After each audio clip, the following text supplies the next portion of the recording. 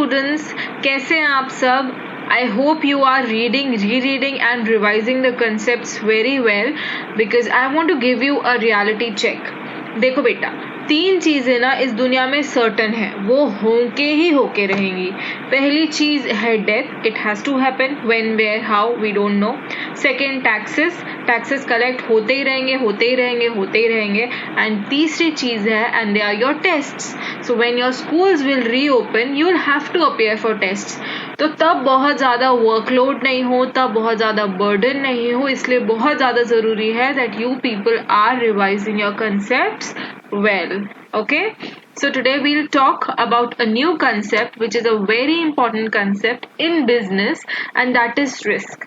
देखो बेटा, बिजनेस में ना रिस्क होती है, इसीलिए बिजनेस होता है. रिस्क क्या होती है? हो सकता है कि आपका बिजनेस बहुत अच्छा कर जाए, आप बहुत सारा प्रॉफिट कमा जाए, हो सकता है रातों रात आप करोड़पति बन जाए. ऐसे बहुत सारे बिजनेसेस हैं जिनमें ये देखा गया है. लेकिन you should not forget that there is an equal probability of loss. Loss यानी कि बहुत बुरा भी हो सकता है आपके साथ. आप कुछ कमा कर निकले ये नक्की नहीं है, लेकिन आप शायद सब कुछ गवा जाए, ये भी एक पॉसिबिलिटी है. So basically business has to toss between two things, one is profit and the other one is loss. क्योंकि बिजनेस में कुछ भी हो सकता है, तो इसीलिए there is always a component of risk in the business. So basically a business is vulnerable to loss also or profit also. And you have to tell me in the comment section what is the meaning of vulnerability. Okay? Yeah. So beta, risk किन factors से आ सकती है? Risk होती है business में, पक्की बात है, लेकिन क्या हम रिस्क को मिटिगेट कर सकते हैं? क्या हम ऐसे कुछ मेजर्स ले सकते हैं कि हमारी रिस्क कम हो जाए? उसके लिए हमको ये समझना बहुत ज्यादा जरूरी है कि रिस्क किन फैक्टर्स से आ सकती है. तो सबसे पहला है चेंज इन टेक्नोलॉजी. आप लोग बहुत सारे जो स्क्रीन में दिया हुआ है आपके लेफ्ट हैंड साइड पे एक इमेज, आप में से बहुत सारे लोग उसको पहचान नहीं पा रहे होंगे कि वो एग्जैक्टली है क्या. चूंकि वो एक गुजरी टेक्नोलॉजी है तो इतना ज्यादा कष्ट उठाने की जरूरत भी नहीं है.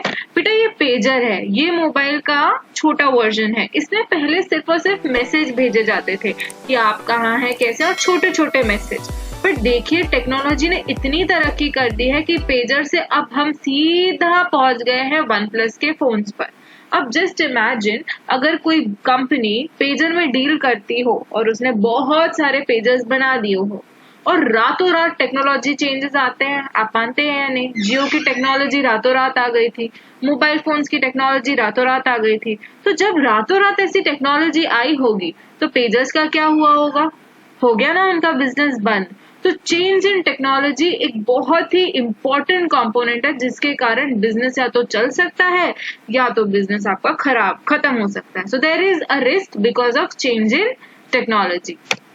Next, threat of substitute products. हमने देखा है कि आजकल के जमाने में ना हमें नोकिया के खास स्मार्टफोन्स दिखाई नहीं देते, लेकिन अगर मैं आपको आज से 10 साल पहले लेकर के जाऊं, 10 या 12 साल पहले लेकर के जाऊं, तब एक ही कंपनी के प्रोडक्ट होते थे मार्केट में and they were of Nokia.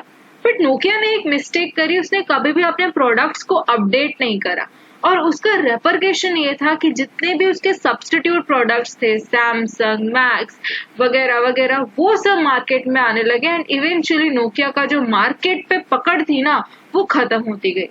तो थ्रेट ऑफ सब्स्टिट्यूट प्रोडक्ट्स यानी कि आपके प्रोडक्ट जैसे फीचर्स किसी और प्रोडक्ट में होना और वो प्रोडक्ट का आपके प्रोडक्ट से बेटर होना, ये एक बहुत बड़ी रिस्क है जो बिजनेसेस फेस करते हैं.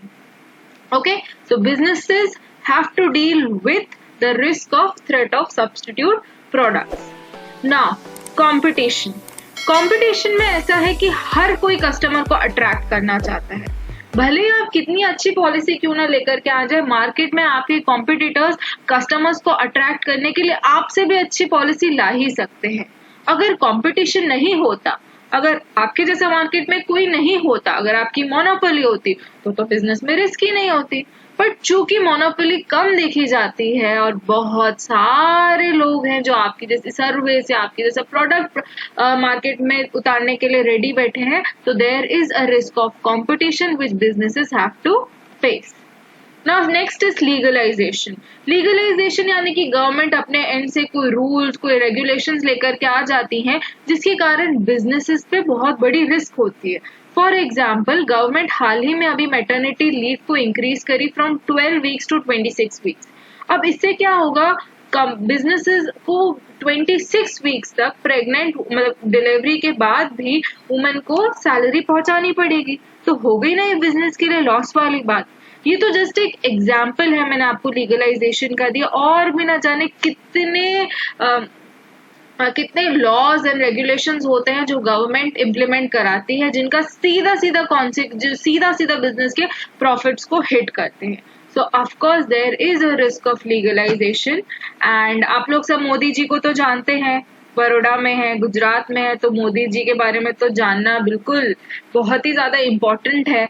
तो मोदी जी ने बहुत काम किया था कि हमारे पास पहले बहुत सारे रूल्स एंड रेगुलेशंस हुआ करते थे, तो उन रूल्स एंड रेगुलेशंस को वो तोड़ते गए काफी अच्छे न्यू इनोवेटिव टाइप के रूल्स रेगुलेशंस लेकर के, जिनमें से एक जीएसटी भी था. Next, uncertainty of demand. तो डिमांड आपके प्रोडक्ट की रातों रात खत्म भी हो सकती है, रातों रात खड़ी भी हो सकती है. हाल में हमारी कंट्री एक बहुत ही अजीब प्रॉब्लम से, ना केवल हमारी कंट्री बट पूरा वर्ल्ड कोविड-19 के प्रॉब्लम से डील कर रहा है. तो काफी सारी चीजें हैं जिनकी डिमांड अनसर्टेन है पोस्ट कोविड-19 because people are likely to be very afraid of this disease. तो हो सकता है हम सोशल डिस्टेंसिंग अपने आप में फॉलो करें. मैं एक आर्टिकल पढ़ रही थी जो कि गवर्नमेंट का ही था, जिसमें गवर्नमेंट ने नॉर्म्स वगैरह निकाले थे. तो उसमें उन्होंने कहा था कि जो गारमेंट इंडस्ट्री, आप वहां पर कपड़े ट्राई नहीं कर सकेंगे. सो वी आर एक्सपेक्टिंग कि गारमेंट इंडस्ट्री पे एक हिट देखा जाए आने वाले वक्त में. तो ये सब एक अनसर्टेनिटी है जिसके साथ हम डील कर रहे हैं.